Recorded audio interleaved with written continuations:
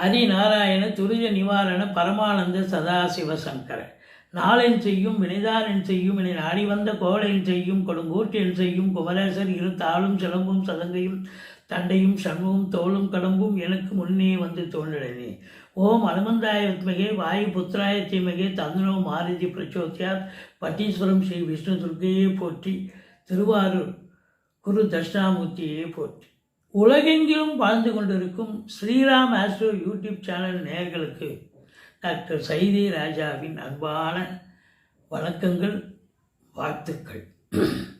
நாம் இப்பொழுது இந்த எபிசோடில் டிசம்பர் 7 முதல் 13 வரைக்கும் உள்ளடக்கிய நாட்களுக்கு ஒவ்வொரு ராசிக்கும் எப்பேற்பட்ட பலனை வழங்கப் போகிறது என்பதை பார்க்க போகிறோம்.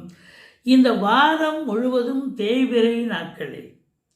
இதுவரைக்கும் எங்கள் சேனலை சப்ஸ்கிரைப் செய்யாதவர்கள் சப்ஸ்கிரைப் செய்து கொள்ளும்படி கேட்டுக்கொள்கிறோம். வாங்க ராசிக்குள் செல்லலாம். கடகராசி அன்பர்களுக்கு வணக்கம். கடகராசி காலபுருஷனுக்கு 4வது ராசி. இந்த குரு பகவான் கடகத்துக்கு வந்ததுக்கு அப்புறம் இந்த கடகராசி அன்பர்களுடைய முகத்தில் கொஞ்சம் ஒரு தெளிவு, ஒரு சிந்தனை, ஒரு சந்தோஷம் குடிகொண்டு இருக்கிறது என்று சொல்லலாம். இருக்கிறதுலேயே மிகுந்த சுபகிரகம், அதுவும் இந்த கடகத்துக்கு பாக்கியாதிபதி ராசியில் வந்து அமர்ந்திருக்கிறார். ரொம்ப எந்த ஒரு டென்ஷனோ ஒரு பரபரப்போ ஒரு இடர்பாடுகளோ இல்லாமல் ஒரு அமைதியான சூழலில் இந்த கடகராசி அன்பர்கள் இந்த வாரம் இருப்பீர்கள், பணியாற்றுவீர்கள் அப்படின்னு சொல்லலாம். 2இல் கேது பகவான் இருந்தாலும் பேசுவதில் எச்சரிக்கை தேவை, மற்றபடி குறை ஒன்றும் இல்லை. 3ஆம் இடத்தை சனி பார்க்கிறார். இளைய சகோதர சகோதரிகளால் நன்மைகள் இருக்காது. அவங்களால எதிர்ப்புகள் வரக்கூடிய அமைப்பு, அல்லது அவங்களுக்கு தேக ஆரோக்கிய குறைவு ஏற்பட்டு மருத்துவ செலவுகள் வைக்கக்கூடிய ஒரு நிலை. எடுத்த காரியங்களில் தாமதம் ஏற்படுமே ஒழிய தடைகள் இருக்காது. குறுகிய தூர பயணத்தால் நன்மைகள் நடக்கும் என்று பயணப்படுவீர்கள். ஆனால் நிச்சயமாக எதிர்பார்த்த நன்மைகள் இருக்காது. பிபிஓ சாஃப்ட்வேர் போன்ற கம்யூனிகேஷன் பாவத்தில் பணியாற்றுபவர்களுக்கும் அதிக பணிச்சுமை இருக்கும், டென்ஷன் இருக்கும், பரபரப்பு இருக்கும். இந்த கடக ராசியில் புனர்பூசம் 4ஆம் பாதம், பூசம் ஆயில்ய நட்சத்திரம் உள்ளடக்கியது. 4க்கும் 11க்கும் ஆதிபத்தியம் பெற்ற சுக்கிர பகவான் 5இல் அமர்ந்து சுக்கிரன், சூரியன், புதன் முக்கூட்டு கிரகங்கள் விருச்சிகத்தில் அமர்ந்திருக்கின்றன. குரு பார்வையில் 4க்குடையவன் 5இல் அமர்ந்து மேற்கொண்டு 11ஆம் இடத்தை பார்க்கிறார். 7ஆம் பார்வையாக 7ஆம் பார்வையாக சூரியன், சுக்கிரன், புதன் 3 கிரகங்களும் குரு பார்வை பெற்று பார்ப்பதால் இந்த கடக ராசியில் பிறந்த அன்பர்களுக்கு நினைத்த காரியம் கைகூடி வரும். மூத்த சகோதரர்களால் ஆதாயம் உண்டு. தந்தையால் அனுகூலம், தந்தை வழி சொந்தங்களால் ஆதாயம், தாய்மாமன் மற்றும் மைத்துனர் வகையிலும் ஆதாயம் கிடைக்கக்கூடிய ஒரு நிலை.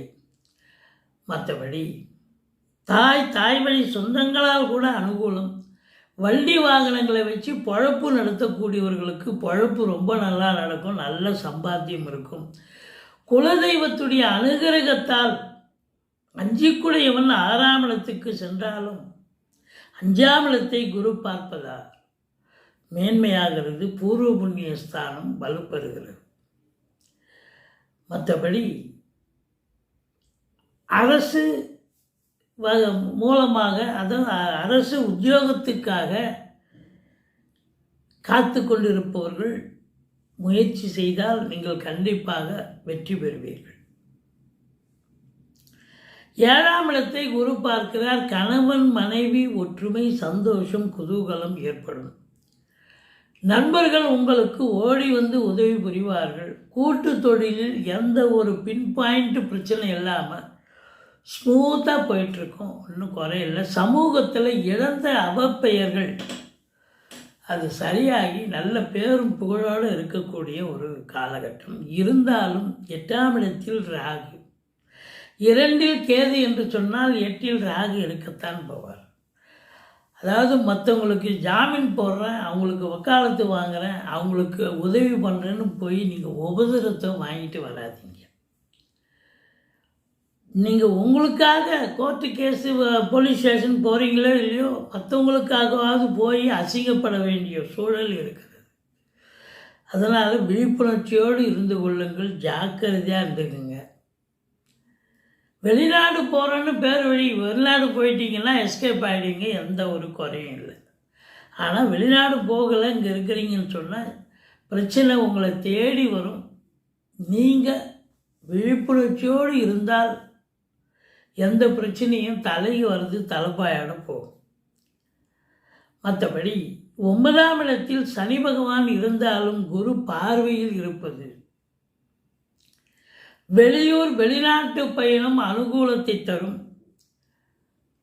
கோயில் குளங்களுக்கு போவீங்க, தீர்த்த யாத்திரைகள் மேற்கொள்வீர்கள், தான தர்மங்கள் செய்வீர்கள், நன்கொடைகள் வழங்கி மகிழ்வீர்கள். நீங்கள் வெளிநாடு ஒரு டூர் மாதிரியோ இல்லை இன்ப சுற்றுலாவோ அல்லது ஸ்பிரிச்சுவல் டூர் மாதிரி போயிருந்தாலும் கூட உங்களுக்கு ஆத்ம திருப்தியும் சந்தோஷமும் கண்டிப்பாக கிடைக்கும். 10ஆம் இடத்து அதிபதி செவ்வாய் 6இல் அமர்ந்திருக்கிறார், குரு வீட்டில் இருக்கிறார். தொழில் செய்யக்கூடிய அன்பர்களுக்கு வேலை அங்கே எல்லோரும் உங்களுக்கு ஆதரவாக இருப்பார்கள். உத்தியோகத்துக்காக காத்து கொண்டிருப்பவர்கள் வேலை வாய்ப்பு கண்டிப்பாக கிடைக்கும். வேலை வாய்ப்பு எந்த டிபார்ட்மெண்ட்டில் சேர்ந்து வேலை பார்க்கணுமோ அதில் வேலை பார்க்கக்கூடிய சூழல் ஏற்படும். 11ஆம் வீட்டை சனி பார்க்கிறார். மூத்த சகோதரத்துக்கும் உங்களுக்கும் கருத்து வேறுபாடு வரும். மற்றபடி இந்த 10க்குடையவன் 12ஆம் இடத்தை பார்க்கிறார். செவ்வாய் பூமிகாரகன். அசையா சொத்துக்கள் வாங்குவது தொடர்பாக ஏதாவது சுப செலவுகள் ஏற்படும். வீடு வாங்கலாம், பிளாட்டு வாங்கலாம், வீடு கட்டலாம், காலி மனை வாங்கலாம். இப்படி ஒரு சுப செலவுகள் ஏற்படும். உடன் பிறந்தவர்களால் கூட செலவினங்கள் ஏற்பட்டாலும் அது சுப செலவு தான். மற்றபடி சந்தோஷம் நிறைந்த ஒரு வாரம். மனைவி, குழந்தைகள், நண்பர்கள், உறவினர்கள் இவங்களால் ரொம்ப அனுகூலமான ஒரு வாரம். தொழில் உத்தியோகம் சிறப்பாக இருக்க போகிறது. பண வரவு அதிகமாக இருக்க போது. குடும்பத்தில் சண்டை சச்சரவு வரும், கொடுக்கல் வாங்கல் செய்ய வேண்டாம். மற்றபடி ஓம் அமிர்த ராகுவே போற்றின்னு 1008 சொல்லுங்கள். ஓம் அமிர்த கேதுவே போற்றின்னு 1008 சொல்லுங்கள். மற்றபடி குறை ஒன்றுமில்லை. முருகப்பெருமானை வழிபாடு செய்து கொள்ளுங்கள். வாழ்க்கை வளமோடும் நலமோடும் அமையப்போகிறது. நன்றி.